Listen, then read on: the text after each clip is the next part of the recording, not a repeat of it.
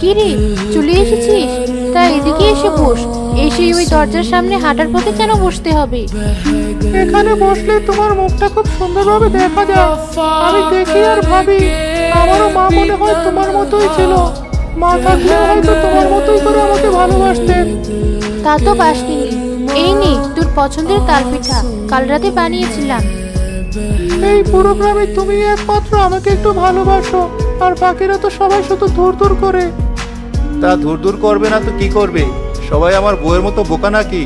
শোন, তোকে বলে দিচ্ছি, আর আমার বাড়িতে তুই আসবি না। ছেলেটার সাথে এমন করছো কেন? এতটুকু একটা ছেলে, তার সাথে এমন ব্যবহার করতে হবে? ও একটু খাবারের জন্য আসে, কেউ তো আর ওকে কিছু দেয় না। পাবে কোথায় ও?